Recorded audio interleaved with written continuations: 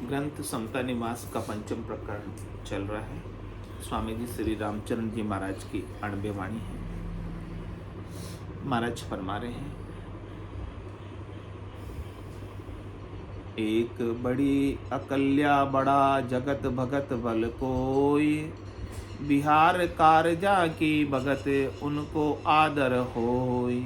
उनको आदर होई अकल से सब कोई बूझे, यो कारज सुधरे जिसी कहो जो तुमको सूझे। बिन अकल्या आदर नहीं, नहीं बड़ापन सोई। एक बड़ी अकल्या बड़ा जगत भगत भल कोई। कह रहे महाराज, संसार में बड़े होते तो किससे होते हैं? अकल से होते हैं, बुद्धि से होते हैं। बुद्धि के अंदर विवेक जागृत होता है तो बड़े होते हैं, उम्र से नहीं होते। शरीर की अवस्था है उम्र तो, लेकिन उसके अंदर आप में समझ कितनी है। एक बालक भी कोई अच्छी बात बताए तो अपने को समझनी चाहिए, माननी चाहिए, स्वीकार करनी चाहिए। अकल की बात करें तो महाराज कह रहे हैं कि संसार में बड़ी अक्ल है, संसार में बड़ी समझ है, संसार के अंदर बड़ी बुद्धि के ऊपर विवेक जागृत होना है। क्योंकि व्यवहार कार्य की बगत उनको आदर हो।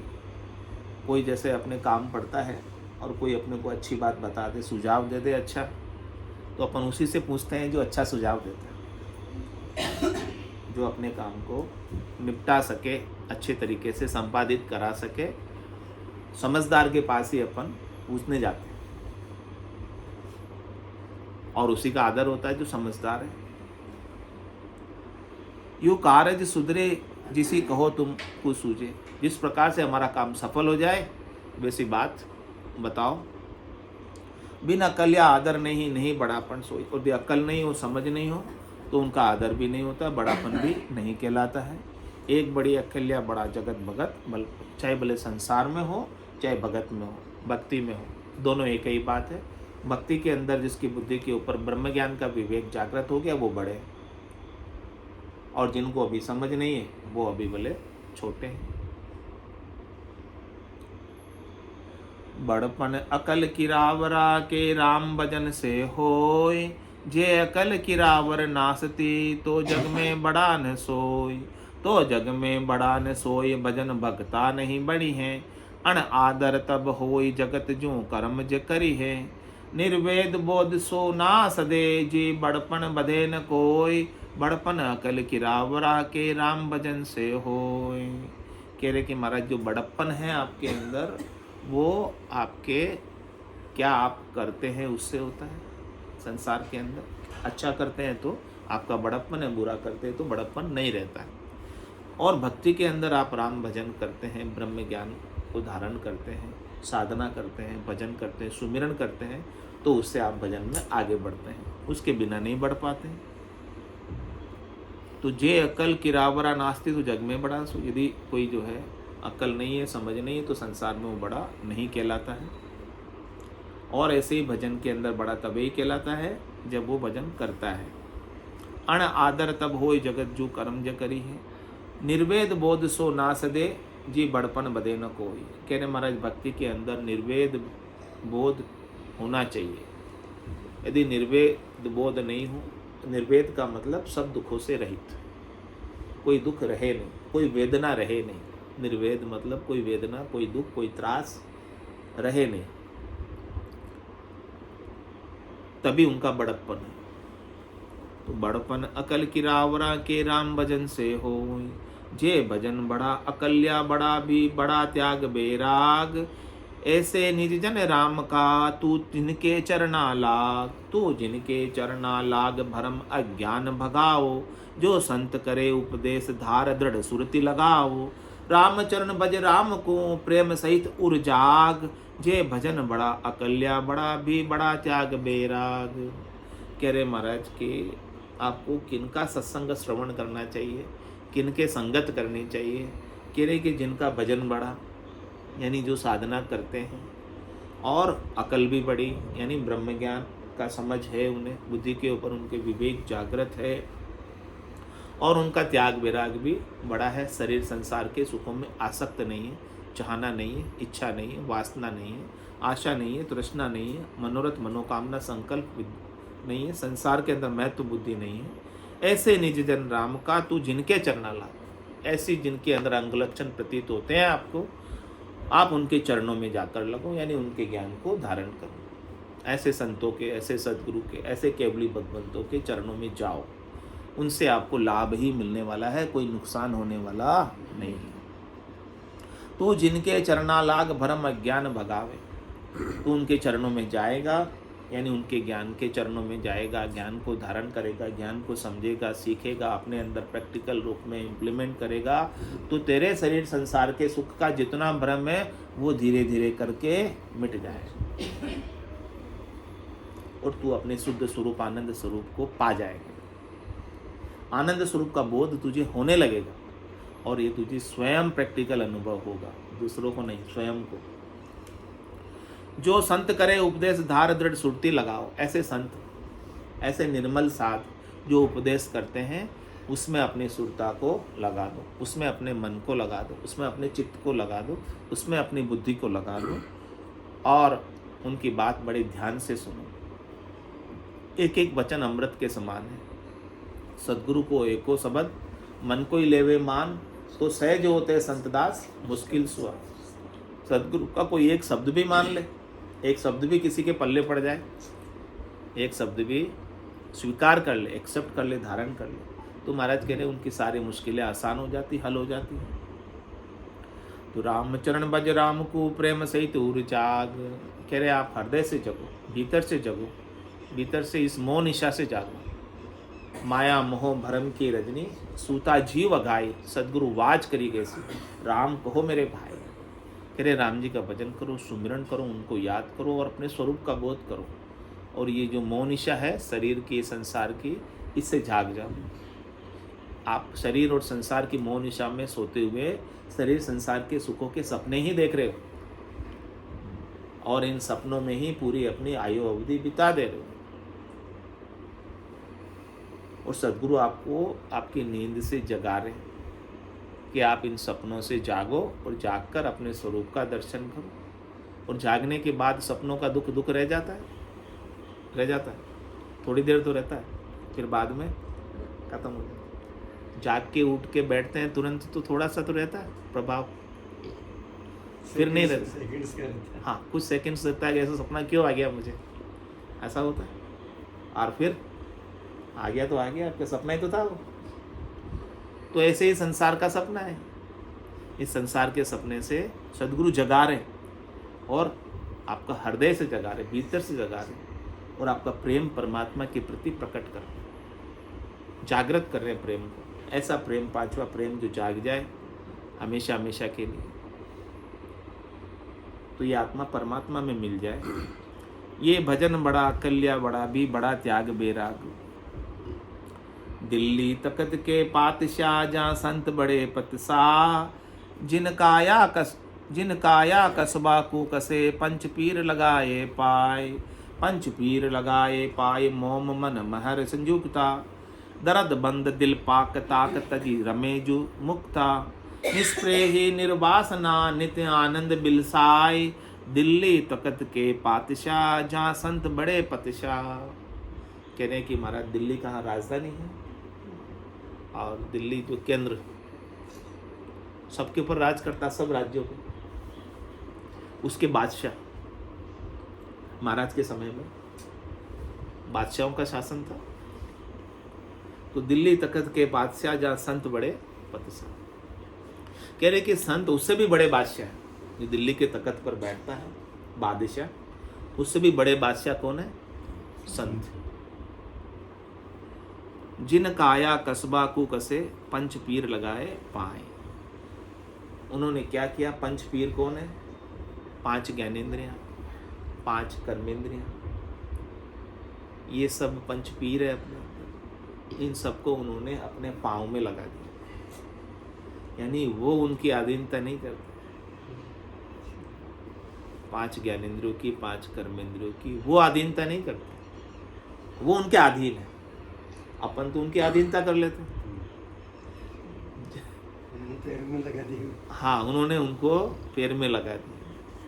पंच पीरों को, 5 ज्ञानेंद्रियों को, 5 कर्मेंद्रियों को, शब्द को, रूप को, रस को, गंध को, स्पर्श को उन्होंने अपने पैरों में लगा दिया। यानी अब वो उनके अधीन है। कौन?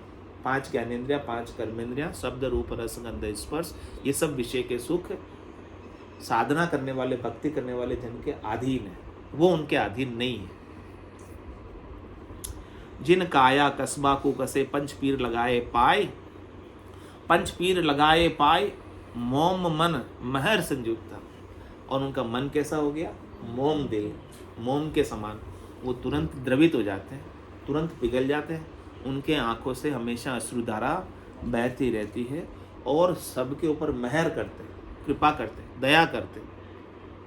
इस प्रकार से उनका मन है, इस प्रकार से उनका दिल है। खुद के दुख से दुखी नहीं है, औरों के दुख से दुखी। ऐसा दुख है संतों को, किम तारू जग सेंग, सोच मोटो मुझमाई, कया न माने कोई भेद अर्था में। कृष्ण भगवान पद के नीचे छुपाए और नीचे क्या छुपाए? मेरी शांति। ये आगे से देखो, हम संतों के पास ही है। तो इस प्रकार से उनका दिल के अंदर महर होती जीवों पर, कि जीव यहाँ पर दुखी हो रहे। जम जालम की त्रास सुख हंसा करी पुकार, सुखिया साहेब आविया ले जन को। ऐसे जन अवतार धरकर आते हैं, उसमें स्वयं परमात्मा ही होते हैं। और जो जम जालम की त्रास है, पाप पुण्य की त्रास है, भरम कर्म की त्रास है, उससे जीवों को मुक्त करते हैं। तो मुक्त करने के लिए उनका मन जो है मोम की तरह जीवों पर द्रवित होता है और उनको ऐसा अद्भुत विलक्षण ज्ञान बख्शिश करते हैं। कह रहे दर्द बंद दिल पाक, ताक तजी रमेश सुमुक्ता। वो दर्दबंद है, उनका दिल पाक है। दिल पाक मतलब दिल उनका निर्मल है, शुद्ध है। उनके दिल में स्वार्थ पूर्ति या विषय पूर्ति की कोई बात नहीं है। और वो मुक्त रूप से रमण करते हैं, मुक्त रूप से आनंद में विचरते हैं। क्या कि उन्हें किसी से कोई सुख की इच्छा ही नहीं, अपेक्षा ही नहीं है, तो किसी की अधीनता में वो रहते हैं। अपन किसी का अधीन क्यों हो जाते हैं? क्योंकि हमें उनसे सुख लेने की इच्छा, और जब तक सुख लेने की इच्छा रहेगी तब तक बंधन रहेगा, मुक्त नहीं हो सकता। तो ऐसे संत सद्गुरु के अबली भगवंत जिन्हों को सुख लेने की कोई इच्छा अंदर से रही नहीं, तो मुक्त रूप से विचरते हैं, क्योंकि उन्हें किसी से सुख, कोई मुझे सुखी करेगा इसकी अपेक्षा वो रखते ही नहीं है। वो तो स्वयं के आनंद में ही मस्त है, इसीलिए वो मुक्त रूप से विचरते हैं। निष्प्रेही निर्वासना नित आनंद बिलसाही। उनकी अपनी कोई स्पृहा नहीं है, यानी अपनी कोई चाहना नहीं है। और निर्वासना, उनकी कोई वासना नहीं है, वासना से वासित नहीं है, कोई स्पृहा से उन्हें कोई लेना देना नहीं है। तो नित्य आनंद बिलसाए, उनके भीतर नित्य आनंद, हमेशा आनंद बिलसता रहता है। सुख विलास उनके अंदर बना रहता है और सुख विलास के अंदर वो रहते हैं। दिल्ली, इसीलिए वो बादशाह है। फकीर वो है जिसे किसी की कोई फिक्र नहीं, जिसने अपने सारे फिक्र को छोड़ दिया। चिंता दीन दयाल को, मोमन सदा आनंद, जायो सो प्रतिपाल सी रामदास को। प्रारब्ध पहले रचा, पीछे रचा शरीर। पहले तो प्रारब्ध बना आपका, पीछे सारी शरीर मिला है, तो सारी व्यवस्थाएं उसके हाथ में, उसको सौंप दो। उसने सबसे पहले से बना रखी है, आपको चिंता करने की जरूरत नहीं है। लेकिन ये दुनिया तो पूरी बावरी, दादू दुनिया बावरी, सोच करे या गेली, रोटी देसी राम जी दिन उगता पहली। आपकी रोटी की व्यवस्था राम जी ने प्रारब्ध के अनुसार की हुई है। एक पत्थर के नीचे रहने वाला कीड़ा भी, वहां पर भी उसे भोजन प्रसाद मिल जाता है। लेकिन ये दुनिया तो बड़ी सोच करती है। अजगर करे ना चाकरी, पंछी करे ना दास, मुलुका कह गए सबके दाता। उन्होंने सारी व्यवस्था बना रखी है, फिर अपन जबरदस्ती ही सोच करते हैं, चिंता करते हैं, दुखी रहते हैं, परेशान होते हैं। तो इस प्रकार से आनंद में रहो, सारी व्यवस्थाएं आपके लिए बनी हुई है पहले से। रिमाइंडर भेज रहे हैं। रिमाइंडर की भी जरूरत नहीं है उन्हें। हर बार रिमाइंडर की जरूरत नहीं, व्यवस्था कर रखी है उन्होंने। पहले प्रारब्ध हुआ बोल के रहे हो। वो तो अंतर्यामी है, आपको क्या चाहिए उनको पहले से पता है। आपको कोई याचना करने की जरूरत ही नहीं है।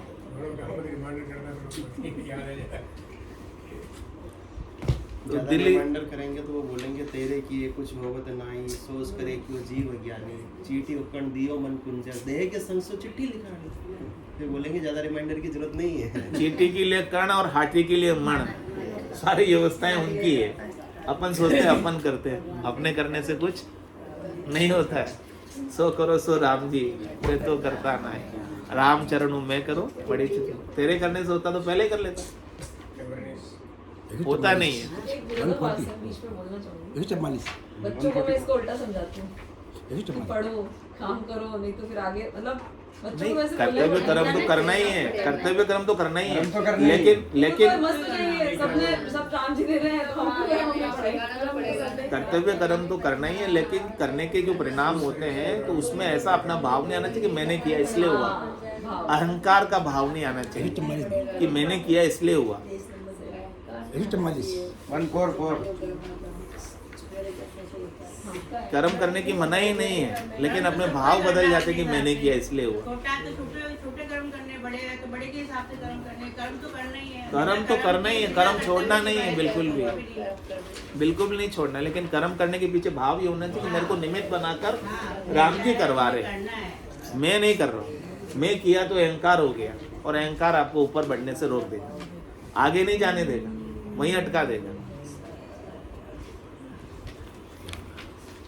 बांधा आयो मोसर मतिहारो रे, बांधा आयो मोसर मतिहारो, जहाँ संग हंस अदम कर पहुँचे, जहाँ संग हंस अदम कर पहुँचे, रे सतगुरु शिर धारो रे, बांधा आयो मोसर मतिहारो रे, बांधा आयो मोसर मतिहारो, जग को हेत सकल दुखदायक, जग को हेत सकल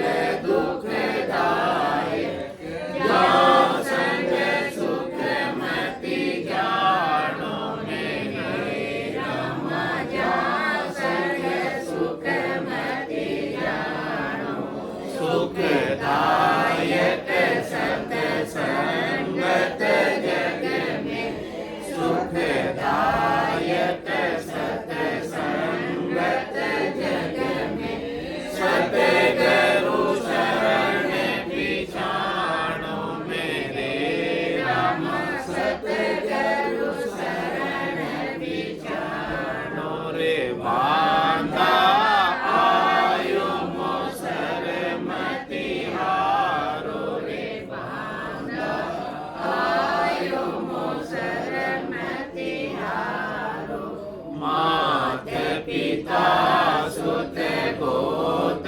करूंगो, मात पिता सुत गोत करूंगो, जोड़ जोड़ संग होई मेरे राम, जोड़ जोड़ संग होई, मिनता देह करो बहु पाशो, मिनता